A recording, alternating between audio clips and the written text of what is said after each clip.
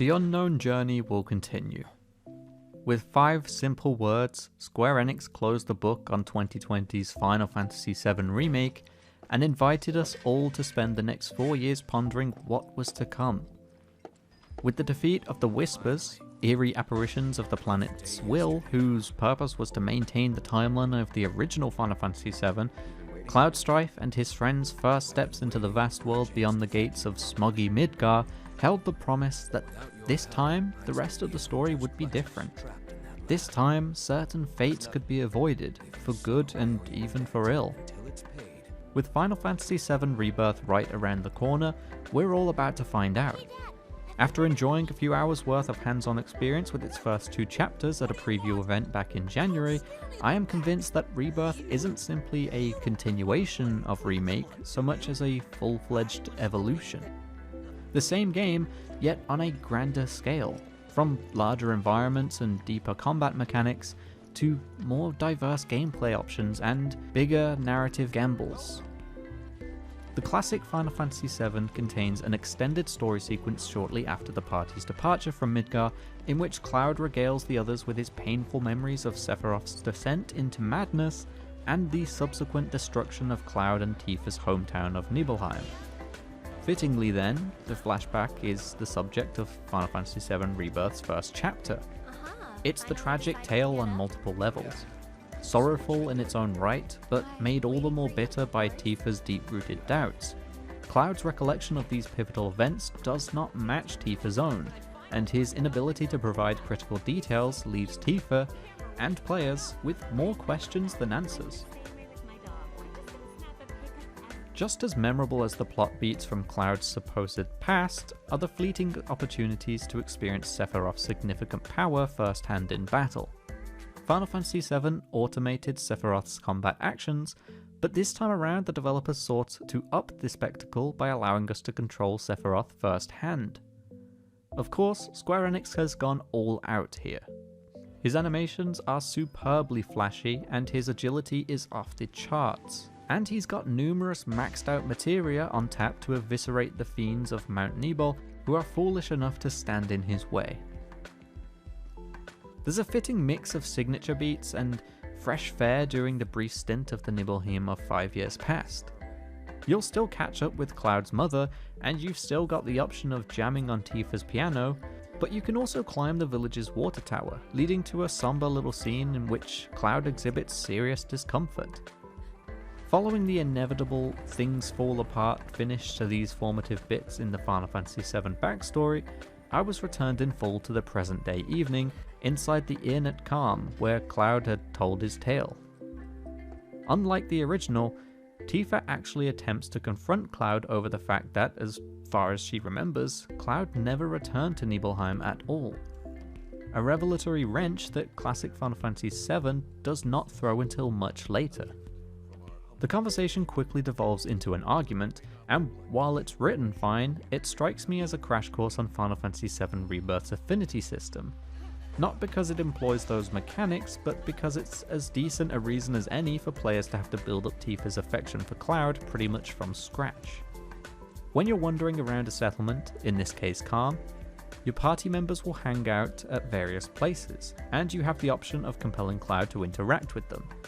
At some point, a dialogue wheel pops up, and your choice of response alters the party member's affinity towards Cloud. For real? Awesome! I felt a bit unnecessarily pressured by the limited amount of time allotted to determine Cloud's answer, but I guess staring off in silence for longer than 5 seconds would be pretty awkward. There's plenty more to do in Calm than just chat up the cast, however, and it's here that my confidence in Rebirth's quality is at its greatest. Not since Final Fantasy XII, a 2006 video game for the PlayStation 2, has a single-player mainline Final Fantasy handled settlements especially well. This is the first time Square's outright nailed this beloved aspect of old-school Final Fantasy in ages. Calm is lively, but not too lively. It's a quiet town in Final Fantasy VII, and while it's louder now, it loses none of its charm. It just happens to feature a more realistic population. Keep the troopers occupied. I had fun listening to townsfolk chattering amongst themselves. from two women swearing off a cheating ex-boyfriend to an old couple blinded by the conveniences of Mako hailing Shinra as saviors. An ice cream seller barks out that their product is made by real chocobos, which is odd. But Final Fantasy VII is supposed to be odd, so it works. The best NPCs, however, are the trio of potential Queen's Blood opponents. Queen's Blood? Yes, Queen's Blood. It's a card game. It's also the first in-game card game that Final Fantasy has introduced since Final Fantasy IX. Back in the days of the PS1, it felt as if this sort of thing would become a series staple. Final Fantasy VIII gave us Triple Triad, and then Final Fantasy IX gave us Tetramaster. But that was it. Nothing else followed. There's been a card-shaped hole in my heart for 24 years, so I was eager to get started. It's not clear to me just yet what exactly the reward for all of this card playing is, if indeed there is a tangible one at all, though promotional materials for Rebirth have shown us that there'll be a tournament aboard a certain ocean liner. The closest comparison I can make here is Bind and Divide, the card game from another Square Enix RPG, Bravely Default 2. In short, it's fun and I'm going to lose hours on it with ease. On my way out of town and into the vast Grasslands region situated between Calm and the Mithril Mine, I received something called an item transmuter. Put plainly, it's your ticket to Rebirth's crafting system. I'm not a fan of crafting for crafting's sake, so to speak, in which a game sports a simple item plus item equals item feature that's so mundane, it comes across as more of a marketing checkbox than a meaningful addition. But thus far, I think the item transmuter earns its keep. The materials you'll find strewn throughout the world are plenty varied, and you can steadily elevate your craftsmanship rank, which not only broadens the number of things you can create, but crucially unlocks craftable gear that is actually worth the effort. In fact, I'm pretty pleased with Final Fantasy VII Rebirth's customization systems in general. As characters gain levels, they gain SP as well. SP was used in Remake to learn new skills and stat boosts from equipped weapons, but it also serves the purpose of teaching brand new techniques like synergy skills via books called folios. The idea of waltzing into a new bookstore to gain new power is reminiscent of Final Fantasy XII's Gambit shops, or Final Fantasy V's magic shops, and I'm here for it. Square has put those aforementioned synergy skills front and center throughout Rebirth's trailers, and for good reason. This game's central ambition, it seems, is to expand upon the cast's relationships with one another in memorable ways as they embark on this unknown journey. Showcasing this through joint attacks, akin to the dual techs in Days of Chrono Trigger Yore, not only fits the theme, but gives the battle designers and art team a chance to really strut their stuff. Synergy skills are as practical as they are beautiful, and I look forward to employing them in tougher encounters.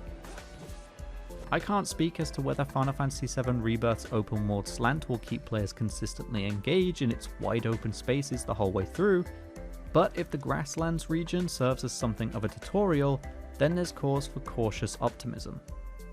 Caches are strewn throughout the land with treasure chests as your reward.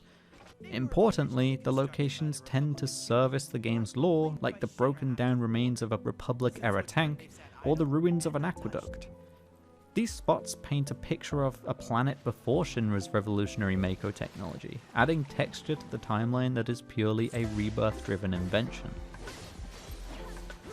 As my time in Rebirth drew to a close, I beelined the main story so that I could see as much of the second chapter's core events as possible. I did not fully map out the Grasslands, and I surely missed out on some cool tidbits, but I did meet up with Chadley, the young prodigy who assists Cloud in Remake by concocting new materia, including summons. Once again, we'll be helping him with his research, and once again, he's tied to the acquisition of these fabled beasts. The unknown journey will continue. Indeed, I cannot wait. With Final Fantasy VII Rebirth, Square Enix is freed from the shackles of the Final Fantasy VII saga as we know it, and they're banking on our collective trepidation just as much as our enthusiasm. Will they deliver a stellar storyline that both honors and subverts a cherished title? In truth, I'm no closer to knowing the answer to that question than you are, but at least the character writing remains razor sharp. Will Rebirth be a fun and engaging video game no matter what happens to a certain character at the City of Ancients? All signs point to yes.